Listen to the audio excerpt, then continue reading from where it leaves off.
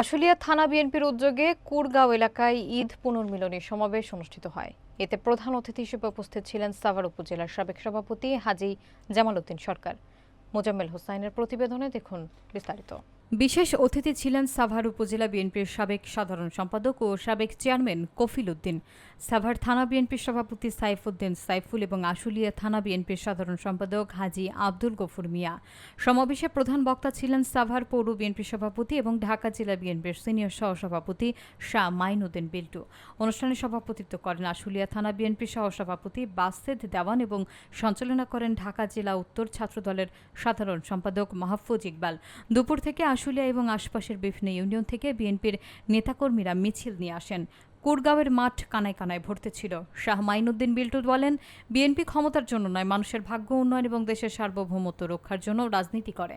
সবাই ঐক্যবদ্ধ হয়ে ধানের শীষ প্রতীকে ভোট চাওয়ার জন্য কাজ করবেন। প্রধান অতিথি হাজী জামাল উদ্দিন সরকার বলেন, 1971 সালে শহীদ রাষ্ট্রপতি জিয়াউর রহমান দেশের স্বাধীনতার ঘোষণা দিয়েছিলেন।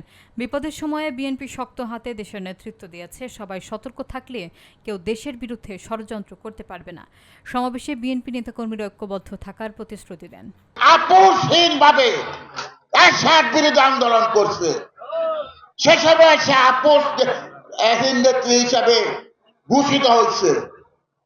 আমাদের নেতৃত্বে এই বিএনপির নেতৃত্বে হাসিনা বিরোধী আন্দোলন হয়েছে এবং হাসিনার বিরুদ্ধে আন্দোলনের সূত্রপাত এই বিএনপি, এই খালেদা জিয়া।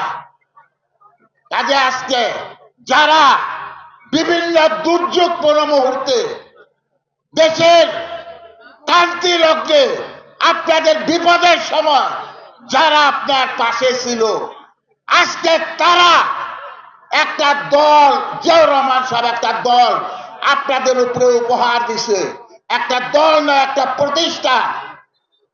কাজে আপনারা যদি সেই জিয়াউর রহমানের আদর্শিত দলের প্রতি আপনাদের আস্থা না থাকে, তাহলে মনে করবো আমরা ভুল করছি।